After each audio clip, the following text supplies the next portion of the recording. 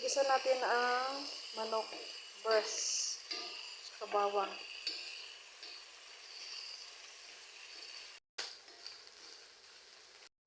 Pag medyo nag-brown na siya, tsaka natin ilagay natin ang carrots. Halo-haluin lang natin hanggang sa lumambot yung carrots. So ayan, pag nakita na natin nagba-brown na siya, ang carrots ay medyo luto-luto na siya. Tsaka natin ilagay ang mushroom.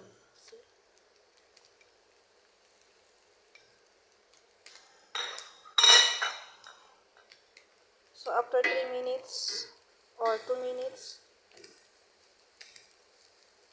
iyan na natin siya. Halo-haloin. So ayan, pag-combine na natin ang ating mga ingredients niya.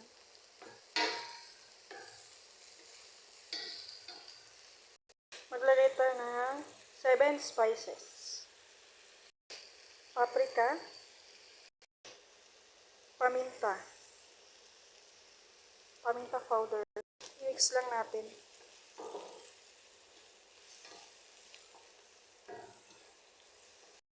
Ibuhos natin ng tubig.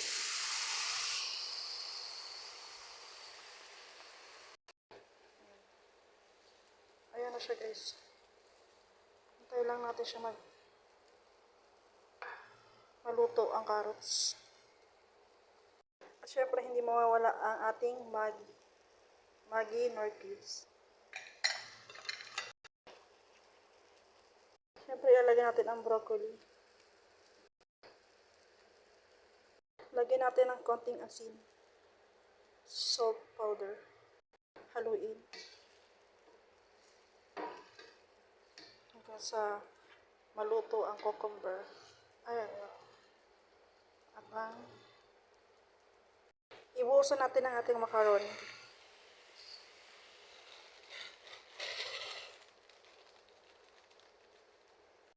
Hahaluin natin.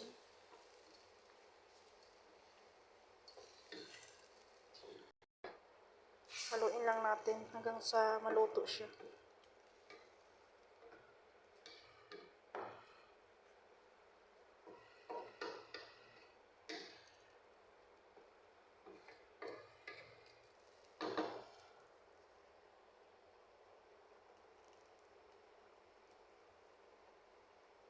So ayan na, nagpo-form na siya, lumalambot na ang ating macaroni.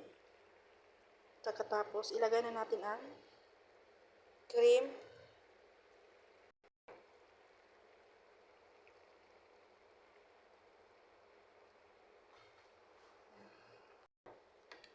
So ayan, halo-haloin na natin.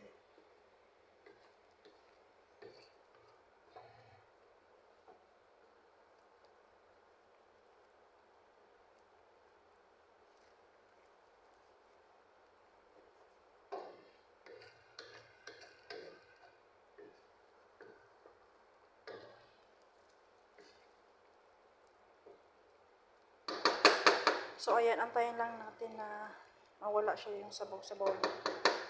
Mag-creamy talaga siya.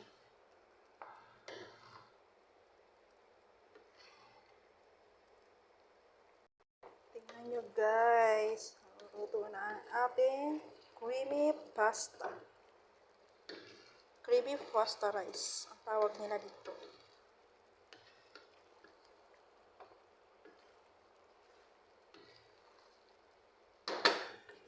Ito yung paborito ng alaga ko.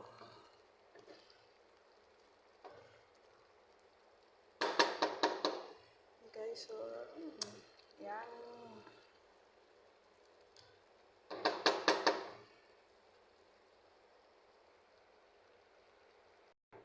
Yan na, guys, naluto na ang ating creamy pasta rice.